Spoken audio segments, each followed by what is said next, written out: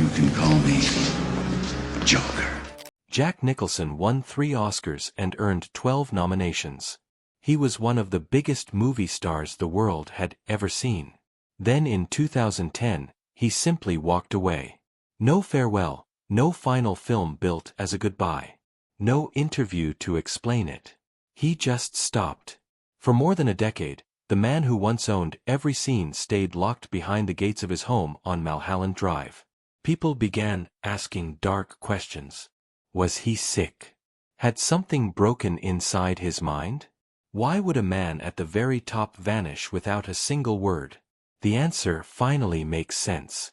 Jack Nicholson entered the world on April 22, 1937, at St. Vincent's Hospital in New York City. His family lived in New Jersey, but his real mother, June Nicholson, quietly went to New York to give birth from the eyes of people back home. She was still a teenager, around 17 or 18, and she was unmarried. The father was a man named Don, and he was already married to someone else. For a family in that time, the scandal could have ruined everything. So June's mother, Ethel, stepped in and made a life-changing decision. She registered herself as Jack's mother, raised him as her own son, and let the world believe that June was only his older sister. The lie went so deep that in 1954, when Jack was 17 and needed papers so he could travel to California, Ethel May filed an official birth certificate that backed up the story. Jack grew up believing it for almost 40 years. He had no reason to doubt any of it. The home around him was not glamorous.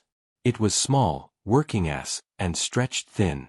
The man he thought was his father, John Joseph Nicholson, was actually his grandfather. He worked as a department store window dresser in Manasquan, New Jersey, which was steady work, but never the kind that brought comfort or status. Ethel May, the woman Jack believed was his mother, worked as a hairdresser and beautician. Her own childhood had been rough. She had been placed in foster care at the age of 6 and grew up without stable parents. John also had his own fracture in the story. He was adopted, too. So, the strange truth of Jack's childhood was this. Almost no adult in the house had been raised by their biological family. The people shaping him were already carrying old wounds, old losses, and old silence. That gave the whole atmosphere around him a hidden weight long before he knew why. By the time he reached high school, that restless energy had already started to show. In the 1954 Manasquan High School yearbook, his classmates voted him both class clown and best actor. Those 2 labels ended up saying more about his future than anyone could have guessed. He was funny, loud, and magnetic. But he was also deeply disruptive. He once said he spent every single day of an entire school year in detention. He did not describe it like shame. Years later, in an interview with The Independent, he talked about it almost with pride, as if it proved he had no interest in bending himself to fit what other people wanted. Looking back, the rebellion feels even more loaded. While he was pushing against authority in public, he was also living inside a private family lie he did not yet know existed. Then came the revelation that could have broken many people. In 1974, Jack Nicholson was already 37 years old. He had made Easy Rider in 1969. He had made The Last Detail in 1973. Hollywood knew who he was now. And then a Time magazine researcher called him while preparing a cover story. The man on the phone told him that his father might still be alive in Ocean Grove, New Jersey. He also told him that Ethel was not his mother and June was not his sister. June was his real mother. Nicholson later recalled the moment in a blunt, stunned way. A guy calls me on the phone and says, "My father is still alive and that Ethel May wasn't really my mother, that June was my mother." He reached out to Lorraine, the other woman he had thought of as a sister, and she confirmed it. The pain of the truth deepened almost immediately. June had already died of cancer in 1963. Ethel May had died in 1970. The people who could have explained everything were gone. The truth had waited until it could no longer be answered. What makes the story even stranger is the way Nicholson handled it. He did not fall apart in public. He did not put on a display. Instead, he met it with a strange calm that almost made the whole thing more haunting. He said, "It's not something you'd choose, but I can handle the truth." Later, he called it a pretty dramatic event, and added that it was not what he would call traumatizing because he was already psychologically formed. Even so, the shape of that early deception seems impossible to ignore. The two most important women in his life had hidden their real identities from him. That kind of secrecy leaves marks even when a person looks steady on the surface. Over time, Nicholson built a life full of intense relationships. But he never married. He had children with different women. His daughter would later describe their relationship as distant for a man who became famous for playing characters full of hidden damage and emotional danger. The roots of that feeling were there from the beginning. Before he became a star, though, he was just a young man from New Jersey trying to find a place in California. In 1955, at 18, he moved from Neptune, New Jersey to Los Angeles. His first job in Hollywood was not acting. It was at MGM's cartoon studio where William Hanna and Joseph Barbara were working, the same pair behind Tom and Jerry. Nicholson ran errands, carried mail, brought coffee, and watched the machinery of entertainment from the inside. He was close enough to feel the world of the studio, but still far from the center of it. At one point, the studio offered him a real animator position. He turned it down, later saying he would have had to take a pay cut to accept it. That choice mattered. The cartoon division shut down in May 1957, but by then he had already started drifting toward acting. That next step took him to the Players Ring Theater in Los Angeles, where he trained under Jeff Corey. Corey was no ordinary acting teacher. He had worked as an actor in the 1940s, but the McCarthy-era blacklist pushed him out of that career and into teaching. What he built in response became one of the most important classrooms in Hollywood. Nicholson was surrounded by future major names like Robert Towne, who would later write Chinatown, Monty Hellman, Carol Eastman, and others moving through the same creative world. Corey taught a way of acting that stayed with Nicholson for life. He believed a great actor had to absorb life deeply, not simply fake emotion on command. That approach fit Nicholson perfectly. He was not polished in a traditional sense, but he could make a scene feel alive because he seemed to pull it from somewhere personal and raw. By the mid-1960s, Nicholson could feel the limits closing in. People did not see him as a leading man, so he started pushing from another direction. He began writing. In 1967, he wrote the screenplay for The Trip, a Roger Corman film about a television commercial director played by Peter Fonda, who takes LSD. Nicholson drew from his own experience for the script. Part of it came from an LSD session he had under controlled laboratory conditions. Part of it came from the emotional fallout of his divorce from Sandra Knight. He even wrote himself a major role, but Corman handed that part to Bruce Dern instead. Even so, Nicholson kept moving. In 1968, he co-wrote and co-produced Head, a surreal and self-destructive film for the Monkees that Columbia Pictures released. It did badly at the box office, but failure did not erase its value. Through that project, Nicholson got closer to Bert Schneider and Bob Rafelson, and those men would soon open the door to the film that changed his life. By early 1969, Jack Nicholson was 31 years old. He had appeared in around 15 films. He still had almost no name recognition. In fact, when Easy Rider first came together, he was not even meant to be in it. Bob Rafelson mainly brought him in to keep an eye on the production for their company. Robert, the role that made him famous, only became available because everything around it fell apart. Rip Torn had been set to play George Hanson, the drunken Southern lawyer. Then a fierce fight erupted between Torn and Dennis Hopper during a dinner in New York. 4 years, there were different stories about whose knife came out during that confrontation. The feud lasted so long it spilled into public again when Hopper went on The Tonight Show with Jay Leno in 1994 and blamed Torn directly. Torn sued him for defamation and won nearly $1 million. Back in 1969, though, the immediate result was simple. Torn was out. Nicholson stepped in. What happened next did not feel gradual. It felt like a door being kicked open. Easy Rider became a cultural explosion. Nicholson took a supporting role and made it unforgettable. In 1970, he got his first Academy Award nomination for Best Supporting Actor. It was the first of 12 Oscar nominations he would receive between 1970 and 2003, tying the all-time record for a male actor. Before Easy Rider, he had spent years circling the edges of the industry. After it, he became one of the faces of New Hollywood almost overnight. The movement was already reshaping American cinema, but Nicholson arrived at exactly the right moment with exactly the right energy.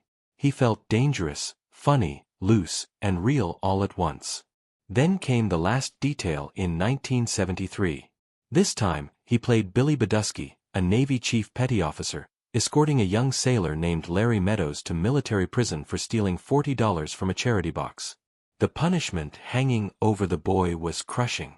8 years in Port South Naval Prison. Nicholson's performance carried heat, foul language, humor, and moral conflict in the same breath. Critics saw something important taking shape. This was not just another strong role. It was the arrival of the Nicholson archetype, the character who felt magnetic, volatile, and impossible to pin down. The film earned him another Oscar nomination and made it even clearer that he had become one of the most compelling actors of his time. And then in 1974, he gave one of the defining performances of the decade in Chinatown. Released on June 20, 1974, the film cast him as Private Detective J.J. Chattis in a story rooted in the California water wars and soaked in the feeling of 1930s Los Angeles. The response was enormous.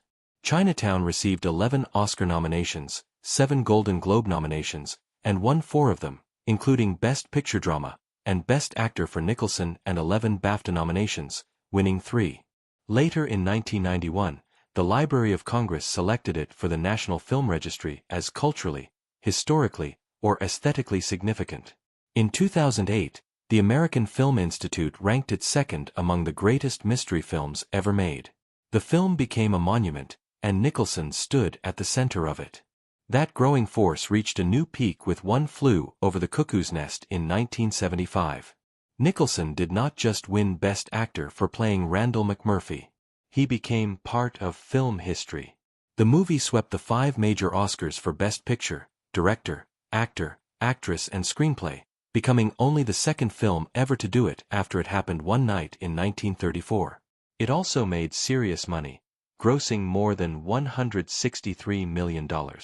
Nicholson had the foresight to negotiate a share of the profits instead of settling for a simple flat payment. And that decision reportedly earned him around $15 to $20 million from that one film.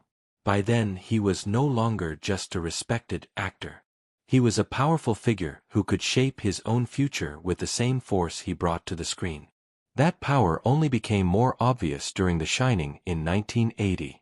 Stanley Kubrick's perfectionism pushed the production to extremes. The famous door scene where Nicholson's character smashes through with an axe and delivers the line, "Here's Johnny," took more than 130 takes and destroyed around 60 doors before Kubrick was satisfied. Another dialogue scene from the film reached 148 takes, which entered the Guinness record books for retakes. According to Steadicam operator Garrett Brown, the strain was real. Louise Burns later told The Independent that Nicholson became so exhausted during filming he would fall asleep on the floor between scenes. Out of that pressure came Jack Torrance, one of the most studied and terrifying characters in film history. A few years later, Nicholson proved he could dominate a very different kind of film. In terms of endearment, released in 1983, he played Garrett Breedlove, an aging astronaut whose charm was easy, lazy, and deeply effective.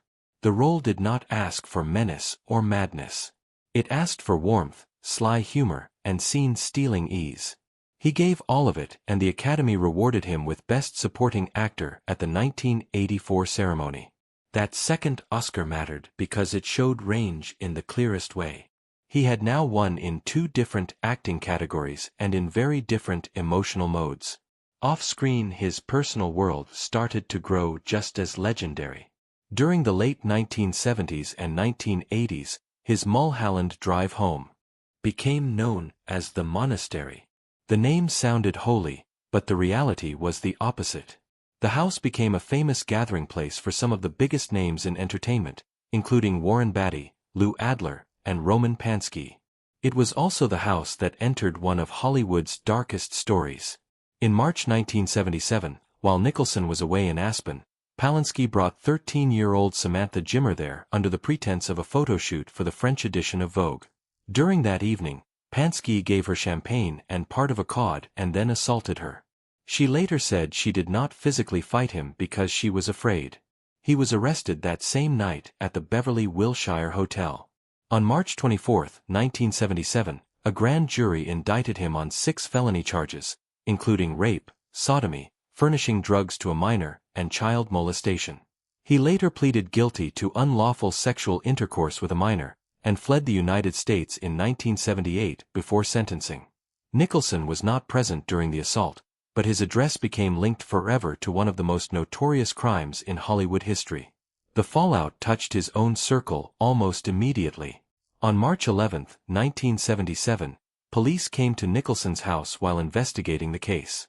They found Angelica Houston there. She was Nicholson's girlfriend at the time. When detectives followed her upstairs, she showed them marijuana in a drawer. They then searched her bag and found a gram of cocaine. She was arrested and taken away in a police car. Nicholson faced no charges, though stories later circulated that his own drugs were hidden in shaving cream containers and never discovered. Whether or not that detail can be proved, the atmosphere around the house was already thick with excess risk, and the sense that the private lives of stars were always one bad night away from turning public. Even that chaos did not reduce his hold over Hollywood. In 1989, he took that power into contract negotiations for Batman and changed the game.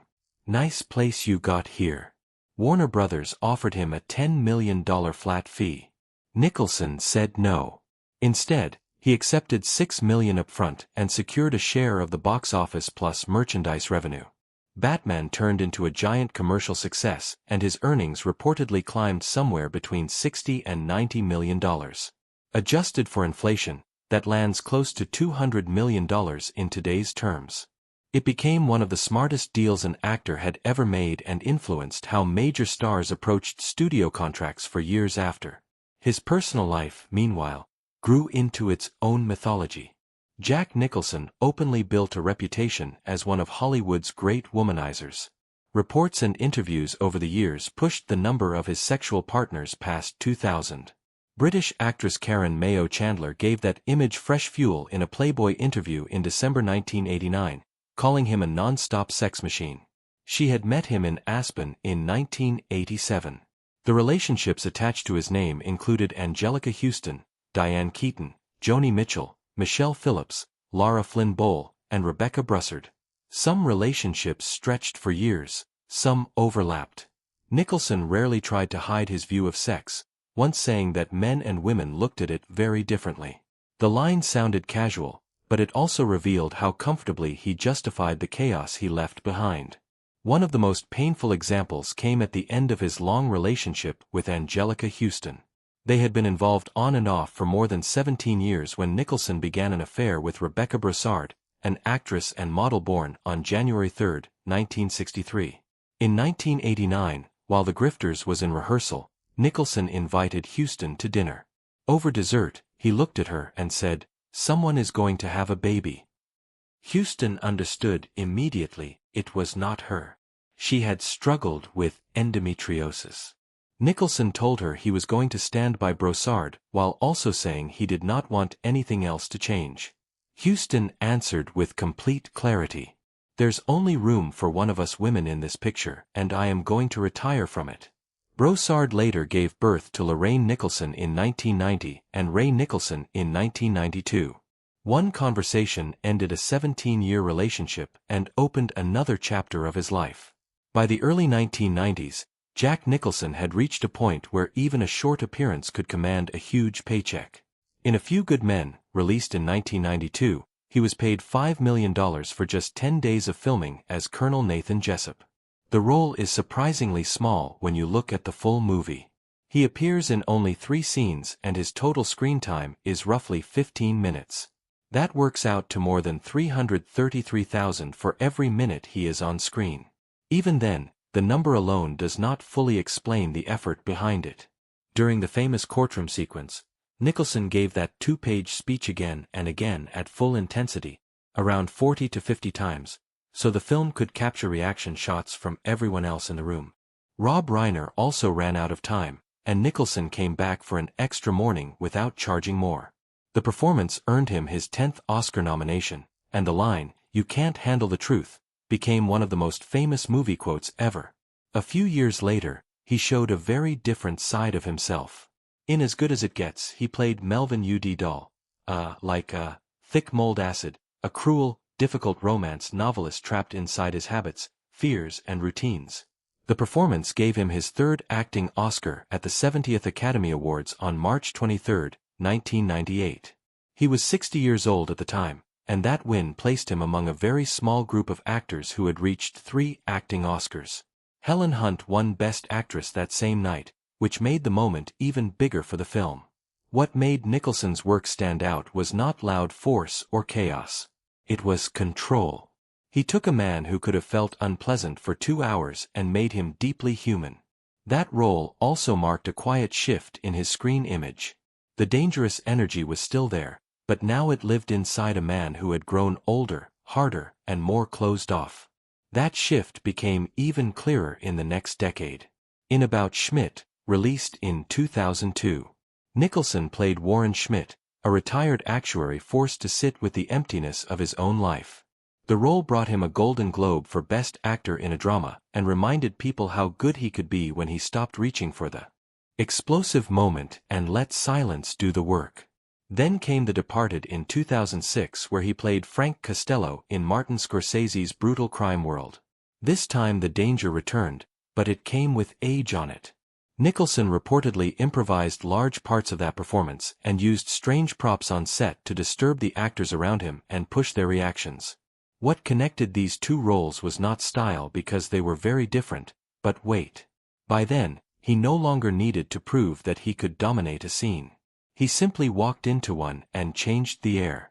As the 2000s went on, he became more selective, and people around Hollywood started noticing that he was not chasing roles the way he once had. Some stories made it sound funny, others made it sound final. He reportedly walked out of a Golden Globe screening of The Lord of the Rings, The Return of the King in 2004, and told Elijah Wood backstage that it was too long. He also passed on later projects, including Ready Player One, and did not return as Jack Torrance in Dr. Sleep. Friends and insiders said he often set his asking price so high that nobody could really move forward, which seemed to suit him just fine. One story from producer Lou Adler captured that mood perfectly. When someone asked Nicholson about a film offer, he replied with a simple answer about spending the day under a tree reading a book. That sounds small, but it says a lot. By then, work had stopped feeling urgent to him. That feeling carried into his final film, even if nobody knew at the time that it would be his last. How Do You Know? Released on December 17, 2010, was not built as a farewell. It was a romantic comedy from James L. Brooks, and Nicholson came into it only after Bill Murray dropped out. He was paid $12 million for a supporting role. But the film failed badly and reportedly lost around $70 million at the box office. For a man who had once made $60 million from Batman alone, it was a strange note to end on.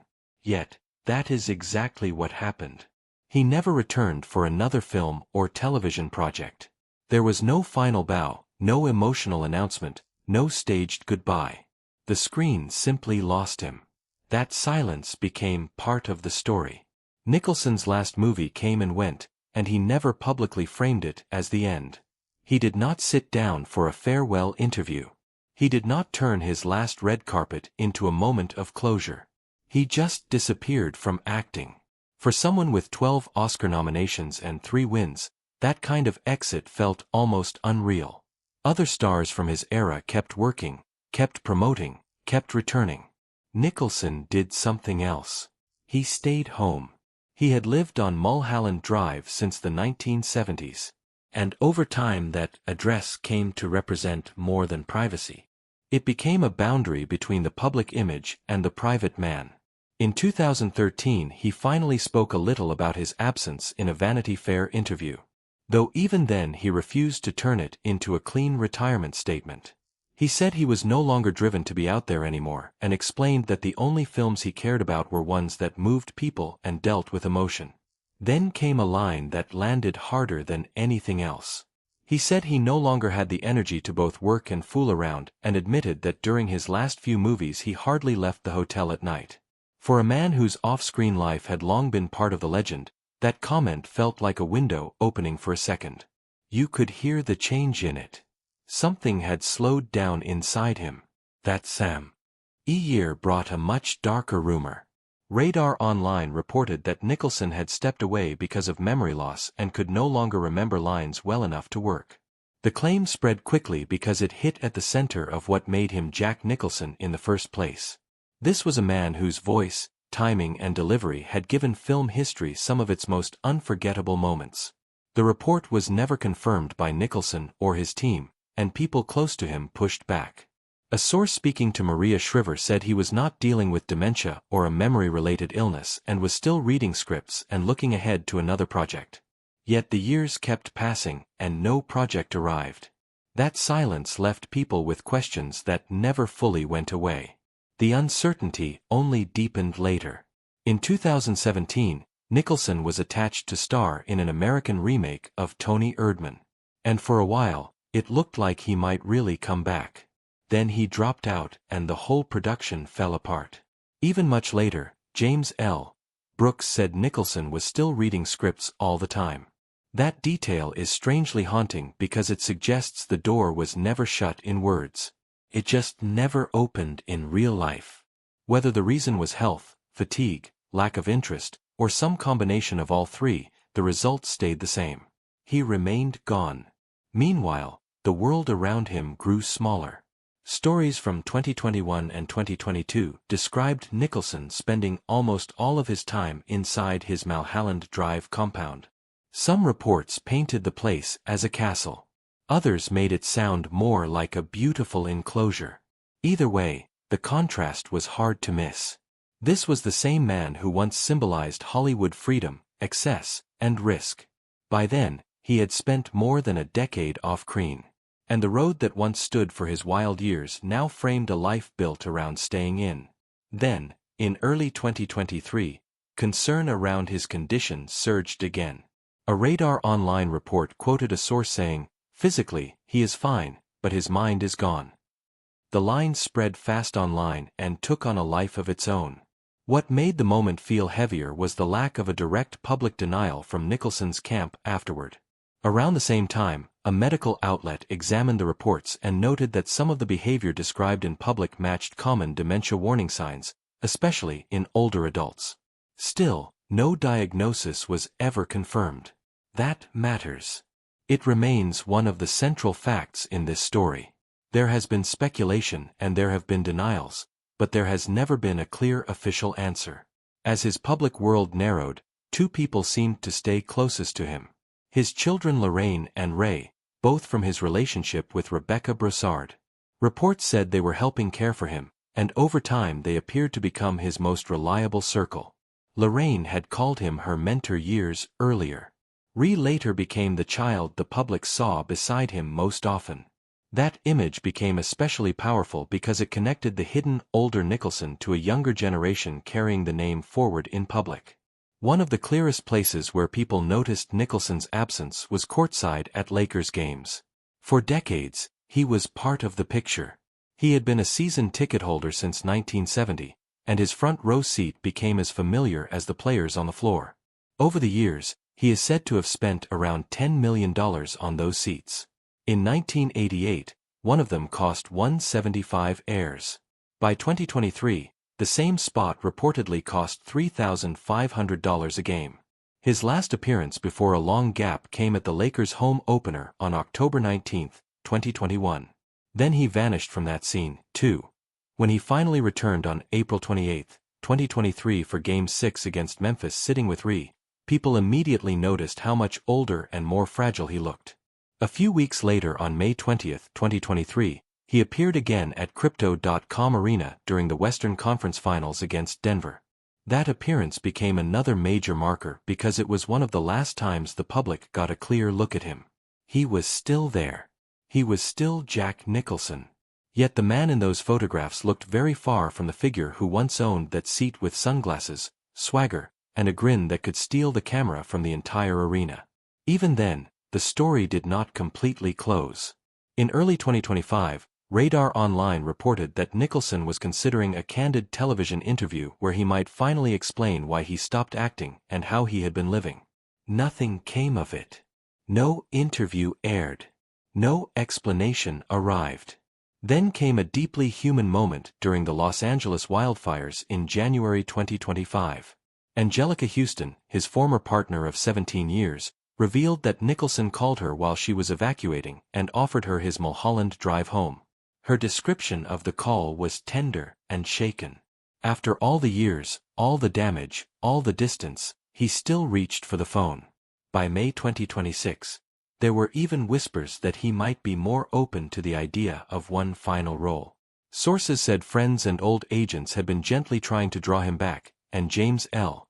Brooks again confirmed that Nicholson was still reading scripts. At the same time, the limits were obvious. Reports said he would not deal with brutal call times or difficult set schedules. That alone tells its own story. Any possible return would have to fit the life he has now, not the one he left behind. While Jack disappeared from Hollywood, Ray Nicholson began building a visible career of his own. Born in 1992, Ray spent years resisting the weight of the family legacy. But by 2024, he had a breakout moment in Smile 2. Viewers immediately noticed the resemblance in his grin and facial expressions, and the old Nicholson energy suddenly felt present again in a new body. In 2025, he appeared in both Novocaine and Borderline and spoke openly about acting as a kind of love language between himself and his father. That may be one of the most moving details in this whole story. Jack may be mostly hidden now, but part of him remains in motion through his son.